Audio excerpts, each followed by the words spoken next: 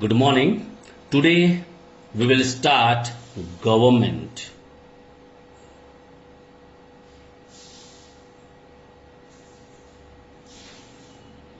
Now, first question about government.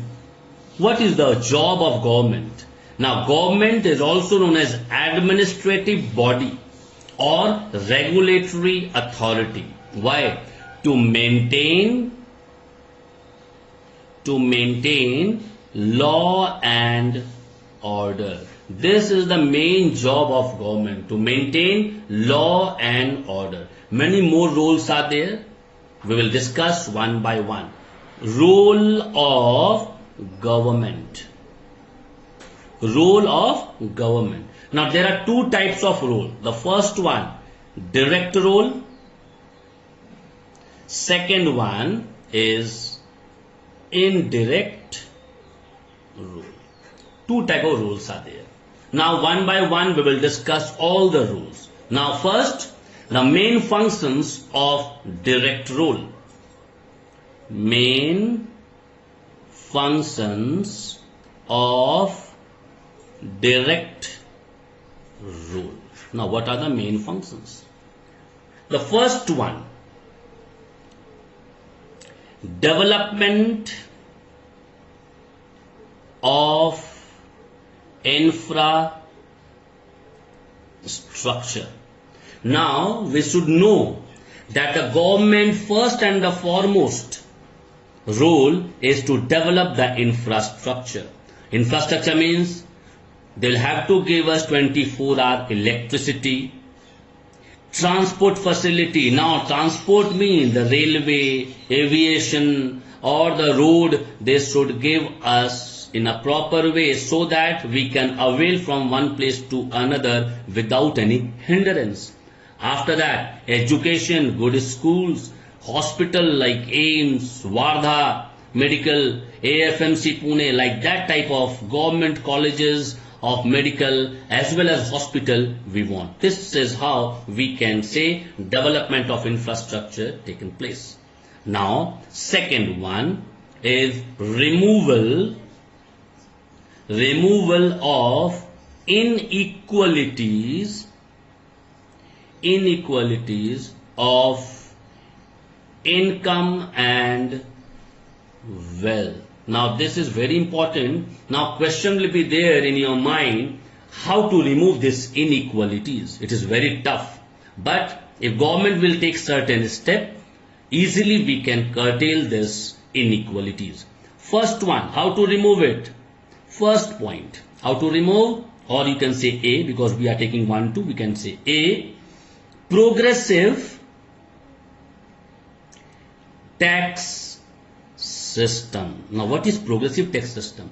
As your income is going up, you'll have to pay more and more tax. Your income is going down, you'll pay less tax. This is known as progressive tax system, because in our country few people are earning in crores and crores every month and few are earning in thousand. You can understand where crores stand and where thousand stands. Number B, second point, by helping poor through its expenditure policy. Now this is also very important. Now I'll teach you what is expenditure policy, but here let me tell you, by helping poor through its expenditure policy, because government is spending hell lot of money for the poor. Why? By giving them rice 1 rupee per kg, 35 kg every month they are getting. What do you mean by this one? This means they are getting help from the government, because you know the price of, maybe we can say, coarse rice. Alright, mota chawal, that also you will be not getting in 1 rupee per kg or 2 rupee per kg, but government is giving to the poor who is having yellow card, red card, all those cards they are getting. By that, like that also we can remove the inequalities. Number C is a nationalization of industries. Now, if I'll tell you about nationalization of industry, you'll be shocked. You know, few industry, when they are earning hell lot of profit, government can undertake that one. Government can nationalize that one. Government can ask that particular firm owner to hand over that industry to the government. Now you'll say, so why like this? Because this is an industrial law. As per industry law, they will have to hand over. Clear? And they will be getting the remuneration, whatever is there, they will be getting. Now this is how we can remove the inequalities. After that, number 3, third point. To direct the market forces. This is also very important. Now, what do you mean by market force? Now we know that we are in a developing nation. In underdeveloped nation and developing nation, demand and supply every time it fails to meet. Whatever we demand, supplier whatever they supply, it is not matching. And it should match. It should match. Clear? But developing nation like India, this type of problem will be not there. But the small countries like you can say Bangladesh, you can take Pakistan, they face hell lot of problem of their demand and supply. Now, how to meet them? What are the reasons? How we can overcome this one? These market forces, because this problem comes why? Because wholesaler, what they do, or the businessman, or the people who make, who spends money, the producers, they spend more and more money for the luxury goods, because in luxury good they earn a very good amount. They earn very good amount they earn, and because of that they don't want to earn 50 paise per kg, or we can say 1 rupee per kg. They want to earn in thousand and thousand, so obviously they make luxury item. Now this luxury item, when they will produce, only rich people can purchase. This is one of the major problem. Second is inadequacy of our infrastructure. Infrastructure is inadequate. We need more and more infrastructure. Like you can take example of a farmer. When they grow crop, maybe in Nasik, you know, onion. When they grow onion, after growing onion, they are giving it to the wholesaler. They are telling they will take in 50 paise per kg or 1 rupee per kg. And when they are approaching government for that, they don't have cold storage to store so much of onion. So these are the problems. We'll have to have a very good infrastructure to overcome this market force. Number 4th one, industrial development. Now, industrial. Now, you understood by name only what is industrial development. But remember, industrial development is not that only central government will act on this. Even state government should also act on this. The state government should come up with the heavy industry. The big industry, they should come up. Because where investment is in crores and crores, it is not possible by the capitalist to invest such amount. Why? Because capitalists, they want a quick income. Now, for quick income, you'll have to start the consumer goods item, and they are selling the consumer goods, and by starting their industry, and they are earning very good amount. But government, they should start all the heavy industry where more and more job also can be given to the people. Not only job, even the income level will increase, and we will be self-dependent. Second point, states should develop. In the industrial development, I am telling, the states should develop all the backward areas by establishing public sector undertaking, PSUs. Government should make the PSUs, because in one PSUs, n number of people are required. You know, in our country, there is a lack of job.